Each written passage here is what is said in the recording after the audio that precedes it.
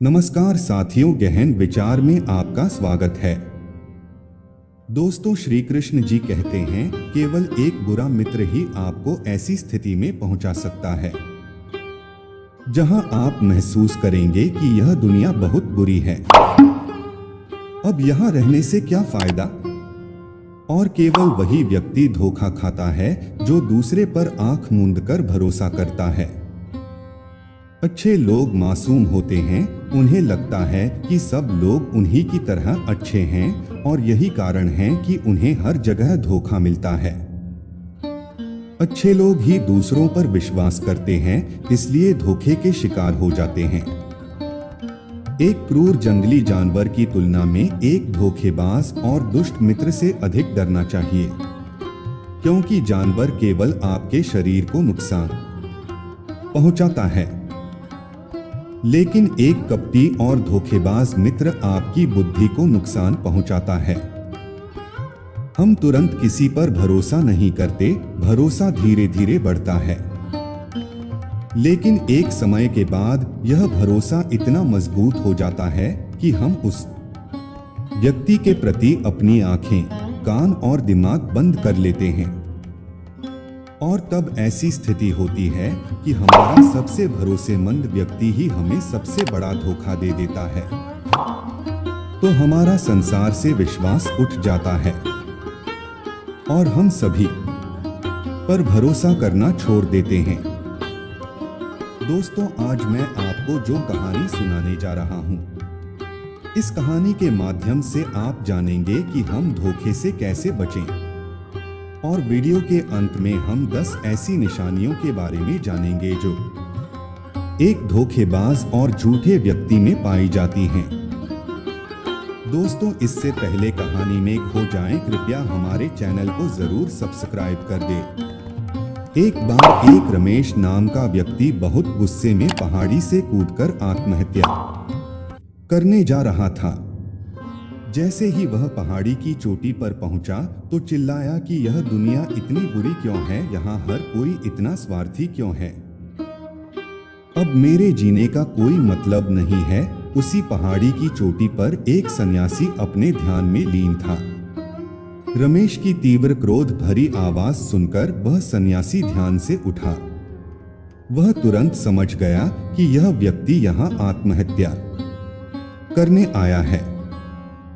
रमेश पहाड़ी से कूदने ही वाला था कि सन्यासी ने उसका हाथ पकड़ लिया और उसे पीछे खींचते हुए कहा, क्या हुआ, क्या आगे का रास्ता खत्म हो गया क्या? युवक ने कहा कि कौन सा रास्ता, यहाँ कोई रास्ता नहीं है, मैं यहाँ से कूदकर आत्महत्या करने जा रहा हूँ। सन्यासी ने कहा कि एक दिन सभी को मरना है, लेकिन तुम इतनी जल्दी में क्यों हो? रमेश ने कहा, क्योंकि यह दुनिया रहने लायक नहीं है, यहाँ हर कोई स्वार्थी और धोखेबाज है। जिस पर मैंने भरोसा किया उसने मुझे धोखा दिया, लेकिन आज तो हद हो गई, मेरी पत्नी ने भी मुझे धोखा दे दिया। वह एक अमीर बिजनेसमैन के साथ भाग गई। इतना धोखा खाने के बाद अब मेरा इस दुनिया में रहने का कोई मतलब नहीं। इस स्वार्थी दुनिया में किसी पर भी भरोसा नहीं किया जा सकता, इसलिए मैं आत्महत्या करने जा रहा हूँ। सन्यासी बोले, क्या तुम स्वार्थी नहीं हो? क्या तुम पर भरोसा किया जा सकता है? रमेश ने कहा, मैंने आज तक किसी को धोखा नहीं दिया, आप चाहे तो मेरे गांव जाकर पूछ सकते हैं, मैंने आज तक किसी का बुरा नहीं किया। सन्यासी ने कहा, मैं तुम पर भरोसा नहीं कर सकता, तुम्हें यह साबित करना होगा कि तुम स्वार्थी व्यक्ति नहीं हो। व्यक्ति ने पूछा, मुझे यह साबित करने के लिए क्या करना होगा? सन्यासी बोला, तुम्हें मेरे साथ रहना होगा। सन्यासी बोला, तुम अगले 1 साल तक मेरे आश्रम में रहोगे, तभी मुझे पता चलेगा कि आप एक ईमानदार व्यक्ति हैं या आप भी दूसरों की तरह स्वार्थी और धोखेबाज हैं। आदमी ने कहा, ठीक है, मैं 1 साल तक आपके साथ आपके आश्रम में रहूंगा। वह युवक उसके साथ उसके आश्रम में गया। और सन्यासी ने उसे अपना शिष्य बना लिया। अगली सुबह सन्यासी ने रमेश को अपने पास बुलाया। मुझे तुम पर भरोसा नहीं है, लेकिन फिर भी तुम जाकर भिक्षा मांग कर आओ। तब इतना सुनकर रमेश गुरु को प्रणाम कर भिक्षा मांगने चला गया। आज से पहले रमेश ने कभी भीख नहीं मांगी थी, इसलिए उसे भीख मांगने में बहुत परेशानी हो रही थी। उसके मुंह से भीख मांगने के लिए शब्द नहीं निकल रहे थे। उसका अहंकार उसे रोक रहा था, लेकिन उसके अंदर एक अहंकार जाग रहा था। सन्यासी को गलत साबित करने के लिए उसने भीख मांगी और वह भिक्षा लेकर सन्यासी के पास लौट आया। उसके हाथ में भिक्षा देखकर गुरु ने कहा कि तुम कुछ तो भरोसेमंद हो। मैंने सोचा था कि तुम भीख नहीं मांग पाओगे, लेकिन तुमने मुझे गलत साबित कर दिया। मेरे साथ मेरी कुटिया में आओ, मैं तुम्हें कुछ दिखाना चाहता हूँ। सन्यासी रमेश को अपने साथ अपनी झोपड़ी में ले गए। झोपड़ी के ऊपर एक बर्तन लटका हुआ था। सन्यासी ने बर्तन की ओर इशारा किया और कहा, क्या तुम उस बर्तन को देख रहे हो? इसमें जहर है, और ये जहर ऐसा है कि अगर किसी व्यक्ति को दे दिया जाए तो व्यक्ति बहुत आसानी से मर सकता है और किसी को पता भी नहीं चलेगा कि उसकी मृत्यु कैसे हुई। रमेश ने कहा, लेकिन गुरुजी, आप मुझे यह सब क्यों बता रहे हैं? साधु ने कहा, मैं तुम्हें केवल चेतावनी दे रहा हूं कि गलती से भी इसे मत खाना। कुछ दिनों के बाद वह सन्यासी शिष्यों के साथ एक जंगल से गुजर रहा था। तभी कुछ जंगली लुटेरों ने अचानक उन पर हमला कर दिया। सभी शिष्य अपनी जान बचाने के लिए इधर उधर भागने लगे, लेकिन वृद्धावस्था के कारण सन्यासी दौड़ने में सक्षम नहीं था। तब उस रमेश ने अपनी वीरता का परिचय देते हुए अपने गुरु को डाकुओं से बचाया। आश्रम पहुंचकर गुरु ने सबके सामने रमेश की बहुत प्रशंसा की और कहा कि मेरा नया शिष्य तुम सबसे बेहतर है, जिसने अपनी जान जोखिम में डालकर मेरी जान बचाई और मुझे यहाँ सुरक्षित पहुंचाया। सन्यासी ने रमेश से कहा, आज मुझे तुम पर विश्वास है। धीरे धीरे सन्यासी का रमेश पर विश्वास इतना बढ़ गया कि गुरु ने एक दिन उस व्यक्ति को अपने पास बुलाया और कहा कि मेरा कोई बेटा नहीं है, लेकिन तुम मेरे बेटे की तरह हो। मैं अब बूढ़ा हो गया हूं, इसलिए मैं चाहता हूं कि मेरी मृत्यु के बाद तुम इस आश्रम की बागडोर संभालो। रमेश ने कहा कि गुरुजी, यदि आपकी यही इच्छा है तो ऐसा ही करूंगा। कुछ दिनों के बाद सन्यासी बीमार पड़ गया तो उन्होंने आश्रम के सभी शिष्यों को बुलाया और यह घोषणा कर दी कि मेरे बाद रमेश ही इस आश्रम को चलाएगा। धीरे धीरे रमेश के मन में लालच आ गया और आश्रम पर जल्द से जल्द कब्जा करने की चाहत बढ़ने लगी।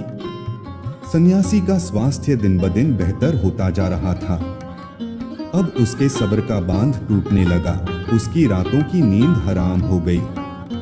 हमेशा यही सोचता रहता था कि सन्यासी को रास्ते से कैसे हटाऊं और किसी को पता भी नहीं चले।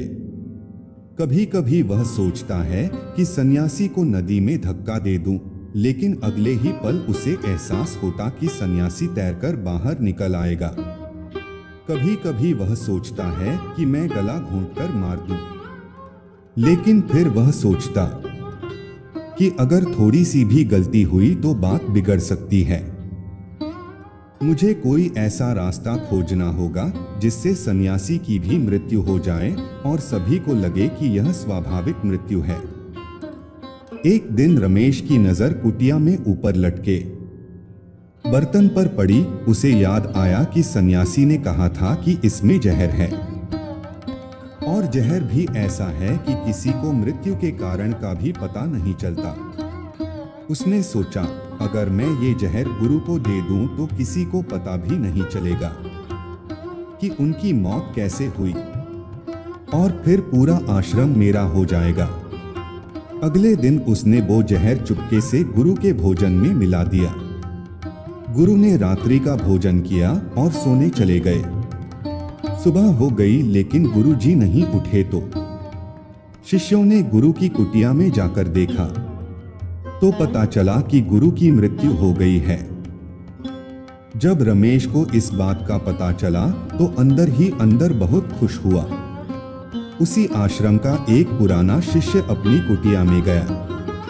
वह वहां से एक दवा लाया और उस दवा को सन्यासी को दिया। थोड़ी ही देर में ही सन्यासी जिंदा हो गया और वह बिल्कुल ठीक होकर बैठ गया। यह सब देखकर रमेश के पैरों तले जमीन खिसक गई। सन्यासी ने बाकी शिष्यों को अपने अपने काम पर भेज दिया और रमेश को अपने पास बुलाकर कहा कि क्या तुम अब भी विश्वास करने के योग्य हो? क्या तुमने मुझे धोखा नहीं दिया? क्या तुम स्वार्थी नहीं हो? रमेश गुरु के चरणों में गिर पड़ा और बोला, मुझे नहीं पता कि मुझसे यह अपराध कैसे हो गया। मैंने आज से पहले किसी को धोखा नहीं दिया। लोग मुझे धोखा दे रहे हैं लेकिन पता नहीं क्यों और कैसे मैंने आज तुम्हें धोखा दे दिया। सन्यासी ने कहा कि तुम मुझे धोखा नहीं दे सकते क्योंकि मैंने कभी तुम पर भरोसा नहीं किया। मैंने कभी किसी पर भरोसा नहीं किया। मैं केवल अपनी आंखों से जो देखता हूं उस पर भरोसा करता हूं और मैं तुम्हारे अंदर लालच देख रहा हूं और मैंने जानबूझकर तुम्हें यह लालच दिया था क्योंकि इंसान के किसी को धोखा देने के सिर्फ 3 ही कारण होते हैं। पहला स्वार्थ, दूसरा लालच और तीसरा ईर्ष्या। रमेश ने गुरु से पूछा, लेकिन गुरुजी मैं अपने आप को स्वार्थ, लालच और ईर्ष्या से कैसे मुक्त रख सकता हूँ? गुरु ने कहा, खुद को पढ़ो, खुद को जानो, अपने अंदर उतरने की कोशिश करो और जब आप में बदलाव आए तो अपने अंदर झांकें और जानने की कोशिश करें कि आप क्यों बदल रहे हैं। तुम्हें कौन बदल रहा है? क्या यह बदलाव अच्छा है या बुरा? आत्मनिरीक्षण का प्रयास करें। गुरु की ये बात सुनकर रमेश ने फिर से उनके पैर पकड़ लिए और बोला, गुरुजी मैं आपका शिष्य बनना चाहता हूँ और जानना चाहता हूँ कि मैं कौन हूँ, मैं क्या हूँ और मैं क्यों बदलूं? सन्यासी कहता है कि व्यक्ति तभी धोखा देता है जब उसे लगता है कि वह जो कर रहा है उसे कोई नहीं देख रहा है और भविष्य में यह बात किसी को पता भी नहीं चलेगी। लेकिन सच यही है कि हर इंसान जानबूझकर अपने फायदे के लिए ही धोखा देता है। गुरु ने रमेश की आंखों में देखते हुए कहा, याद रखना, जब हम किसी को धोखा देते हैं तो हम उसकी अंतरात्मा को चोट पहुंचाते हैं और वह इतनी बुरी तरह आहत हो जाता है कि वह किसी पर भी भरोसा नहीं कर पाता है। इसीलिए अगर आप चाहते हैं कि कोई आपको धोखा ना दे तो अपनी आंखें, कान और दिमाग खुले रखें। लोगों पर भरोसा करें लेकिन बहुत ज्यादा भरोसा ना करें। अगर कोई आपको धोखा देता है तो निराश न हो, क्योंकि धोखा खाने के बाद हर धोखा इंसान को कुछ न कुछ सिखाता है। इसलिए केवल एक धोखे के कारण अपना जीवन बर्बाद ना करें और इसे एक सबक के रूप में लें और आगे बढ़े। सन्यासी ने रमेश से कहा, आज मैं तुमको धोखेबाज व्यक्ति की 10 निशानी बताता हूं। पहली निशानी, जो व्यक्ति झूठा होगा, धोखेबाज होगा, वह आपसे सब कुछ छिपाएगा। जब आप उसके बारे में दूसरे लोगों से जान लेंगे तो वो कहेगा कि बताना भूल गया था। सन्यासी कहता है कि एक सच्चे आदमी को अपने बारे में बताने में कोई समस्या नहीं होती है। वह आपसे लगभग हर चीज साझा करता है। लेकिन एक धोखेबाज बहुत सावधानी से चलता है।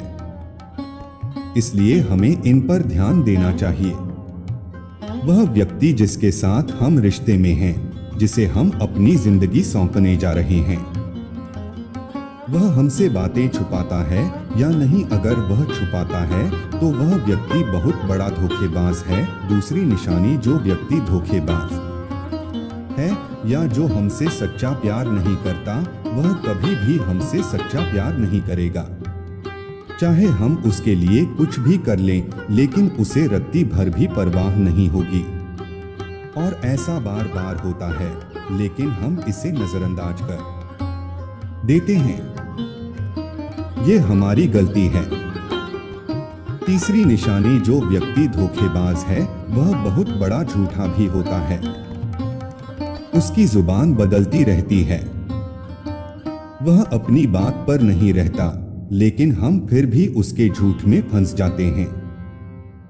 चौथी निशानी, धोखेबाज व्यक्ति हमारे सामने तो हमारी तारीफ करेगा, लेकिन पीठ पीछे वह कभी हमारी तारीफ नहीं करेगा और कभी भी हमें उतना महत्व नहीं देंगे जितना हम अपने जीवन में उसे देते हैं। इससे अच्छा है कि धोखा खाने से पहले ही हम सावधान हो जाएं। पांचवी निशानी ये है कि इंसान जो कहता है उस पर ध्यान न दें, बल्कि इस पर ध्यान दें कि वह आपके साथ क्या करता है। कुछ कहना बहुत आसान है, लेकिन करना बहुत मुश्किल है। और ज्यादातर लोग वादा कर देते हैं, वादा पूरा करते नहीं हैं। ऐसे इंसान पर भरोसा ना करें। प्रेम संबंधों में अक्सर यह देखने को मिलता है कि कैसे एक धोखेबाज व्यक्ति अपने प्यार करने वाले को इस तरह अपने जाल में फंसा लेता है। सातवीं निशानी, धोखेबाज इंसान के पास हर चीज के लिए समय होगा, लेकिन आपके लिए उसके पास कभी समय नहीं होगा। वह अपने जीवन में आपके लिए कुछ भी नहीं छोड़ेगा, लेकिन आपको कभी भी छोड़ देगा। वह आपसे तभी बात करेगा जब उसका दिल करेगा। आपके लिए उसका कुछ भी नहीं बदलेगा, न उनकी आदतें, न ही उनका स्वभाव। आठवीं निशानी, धोखेबाज व्यक्ति केवल अपनी शर्तों पर आपके साथ रहेगा। जब भी वह अच्छा महसूस करेगा तो आपके साथ रहेगा, और अगर आपसे उसे थोड़ा सा भी दुख होगा तो वह आपको छोड़कर चला जाएगा। नौवीं निशानी, वह आपको हमेशा चोट पहुंचाएगा, कभी कभी जानबूझकर और कभी कभी ऐसे लोगों को यह भी पता नहीं होता है कि वह आपको कितनी चोट पहुंचा रहा है, और आपका दिल दुखता रहेगा। अगर आप किसी धोखेबाज और गलत व्यक्ति के साथ रिश्ते में हैं, तो अपने अंदर से कुछ ऐसा लगेगा कि कुछ गड़बड़ है। अंदर से आवाज आएगी कि यह रिश्ता आपके लिए सही नहीं है। और अगर आप अपने अंदर की आवाज को सुनकर भी नजरअंदाज कर देते हैं, तो यह आपकी बहुत बड़ी गलती है। 10वीं निशानी, धोखेबाज इंसान जब चाहे आपको आसानी से अपनी जिंदगी से बाहर कर सकता है, और उन्हें इससे कोई फर्क नहीं पड़ेगा। अगर आप सच्चाई जानना चाहते हैं तो कुछ दिनों के लिए उनकी जिंदगी से गायब हो जाएं, उनको आपके गायब होने से कोई फर्क नहीं पड़ेगा। ऐसे इंसान के साथ तो होश में आ जाओ और जितनी जल्दी हो सके उससे दूरी बना लो। यकीन मानिए, ऐसे रिश्ते से बाहर आने के बाद तुम्हें शांति, सुकून मिलेगा। यदि आप एक बुरे व्यक्ति को छोड़ देंगे तो आपके जीवन में 10 अच्छे लोग आ जाएंगे। इसलिए दोस्तों, भरोसा सोच समझ कर करें। और अंत में एक और बात दोस्तों, अगर आपको अपने परिवार के सदस्यों से धोखा मिलता है या आपको गलत समझा जाता है, तो एक दूसरे की बातों को समझने की कोशिश करें। एक दूसरे को माफ कर दें, क्योंकि दोस्तों, आपको लोग बहुत मिलेंगे लेकिन परिवार जैसे नहीं। इसलिए दोस्तों, परिवार के सदस्यों को माफ कर देना ही समझदारी है। तो दोस्तों, उम्मीद करता हूँ आपको इस कहानी से एक अच्छी सीख मिली होगी। यह कहानी आपको कैसी लगी हमें कमेंट बॉक्स में कमेंट करके जरूर बताएं, और साथ ही इस कहानी को अपने दोस्तों के साथ जरूर शेयर करें, और कृपया हमारे चैनल को सब्सक्राइब जरूर कर लें।